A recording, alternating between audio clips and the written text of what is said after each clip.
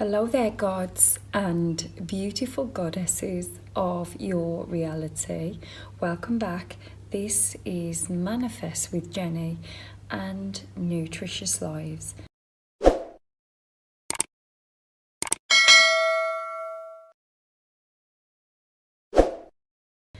Right, guys, I'm in a hotel. I'm trying to really improvise. I just wanted to do the video today because it's fresh in my mind, and I was going to do it outside. I can't do it in the room because the kids are in there and my mum, so that's way too much noise. And then I was going to do it outside in the grounds, but then it started raining because it's England. So I've just come into the main building and I'm kind of like done a sneaky move in this function area and no one's in here. So of course I'm trying to keep this to a minimum because this is quite personal as well and vulnerable. But I just wanted to, I just felt like I wanted to do it in the moment because it's fresh. So let me just check this is recording. Yes, it was recording, guys, and it carried on recording. I carried on talking for a long time in this one, but you know what I'm like. Again, I will say, the girl likes to chat. So this is Manifest with Jenny and Nutritious Lives. I'm a manifestation life coach. I'm also a nutritionist and supplementation advisor. And again, very vulnerable, very real, but you know how I roll. And I'm splitting this up into part 1 and part 2. So please enjoy. I hope you get some benefit. I hope you show some authenticity in your life and some realness, because trust me, guys, it brings a lot of happiness and this is what we want. So enjoy, and I will see you in the next one. Yeah, if someone comes in and tells me to move, you know why. I love being a rebellion though, so I'm always going to rebel. I'm just going to keep watching. So the reason why I wanted to do this video today is, for one, as I've said to you, vulnerability is massive to me, and I'm always going to be vulnerable to you because I think it's important to pass this knowledge on to my clients so they can live their authentic, vulnerable life also. But you don't have to be as vulnerable as me, because nowadays I'm particularly vulnerable. But I'm going to just get to the video, cut right to the video, because you know I can just waffle. So a couple of, I think it was the last video that I did actually, I talked about intrusive thoughts compared to negative thoughts, and really why I came to these conclusions. And this is the follow-on from that. And the reason why I wanted to follow on and explain to you the way that I've really come to terms with certain things myself and why it all dovetails together and makes sense, is that I realised that I was massively procrastinating on something that I needed to deal with. And do you remember when I was on holiday and I had all those chest infections?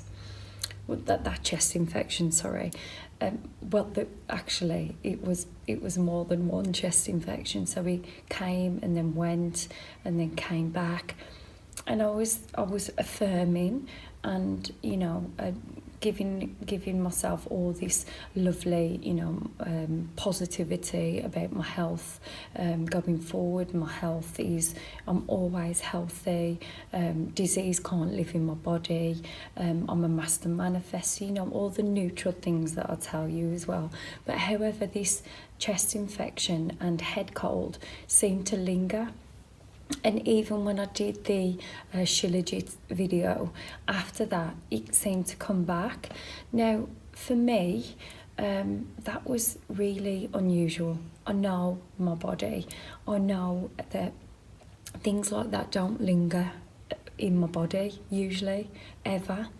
And so again, like I say to you, because if anything's unusual with your health, or something that you're not used to, your ego always wants to try to understand why. And the conclusions that it was coming up with, I didn't go into detail about this, but however, I want to be extremely vulnerable to you. It's really important to me, because I'm an open book, I'm an open heart, and for me it's massive counselling to just be me and tell the truth and always be authentic. So these are the true thoughts I'm going to tell you about today, and why that I needed to overcome this fear and really face my fear, like I'm always talking to you, to be able to sit here now and give you the information after the fact. I was always affirming for this day anyway, but obviously in the 3D now I'm here, and this is what I always try and get over to you. So without further ado, so my brain was trying to work out why it was still lingering around, and because that's unusual for me, my thoughts were taking me down a rabbit hole.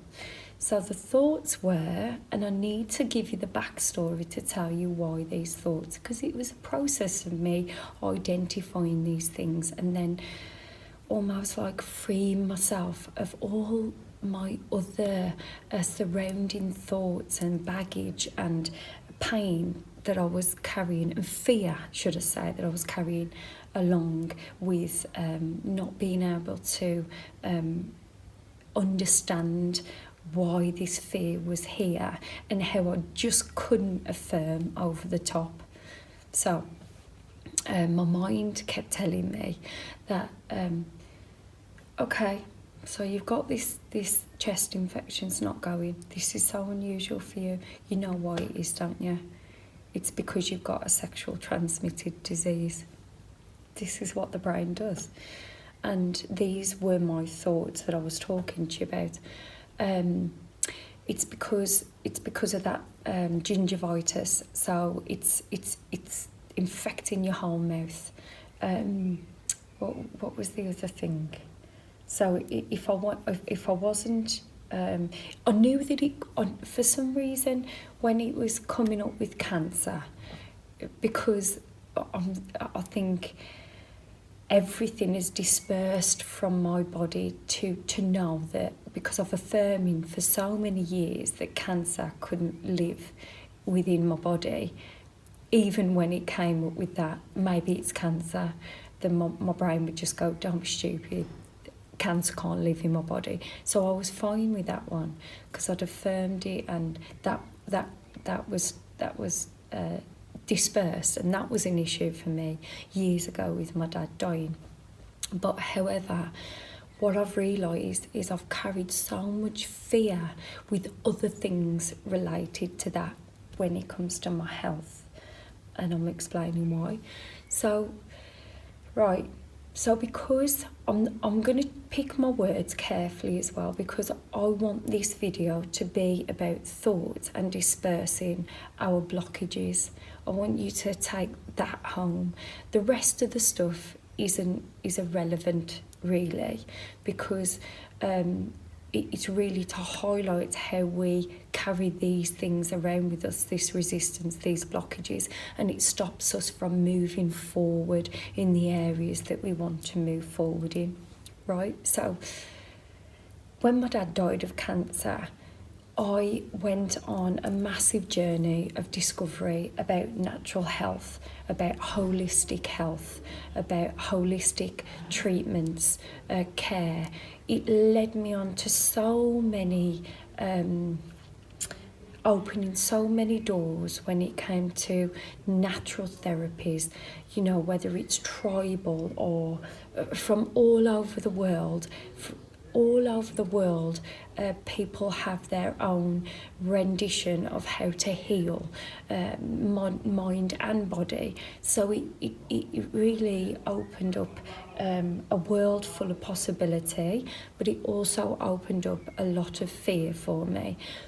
namely the conventional care, right?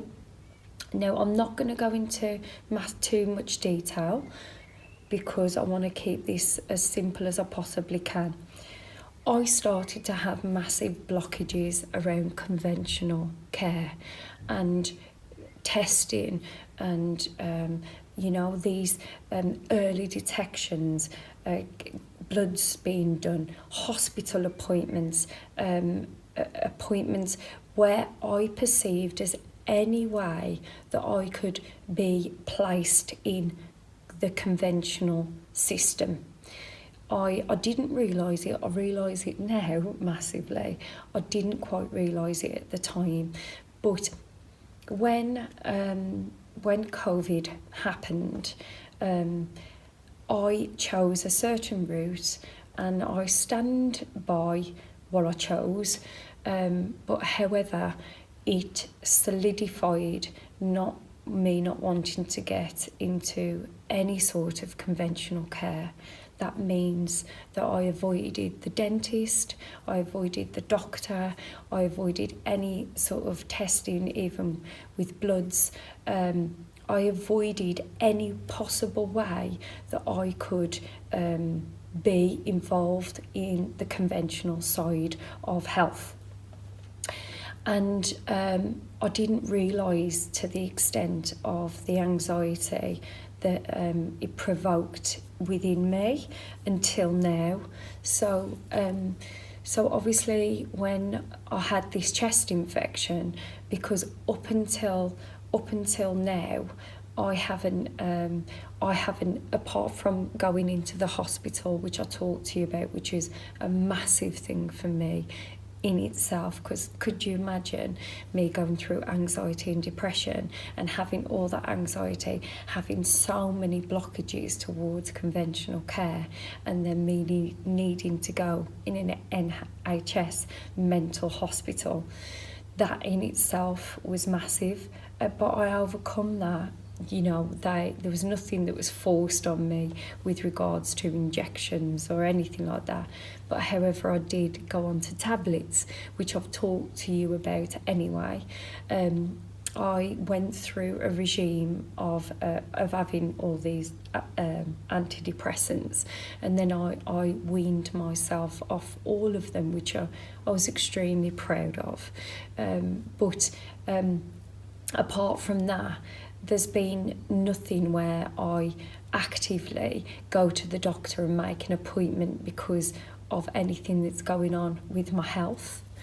So this is where it becomes extremely vulnerable for me, because post-COVID, I haven't had any sort of testing, no sexual health testing, no bloods done, no appointments made.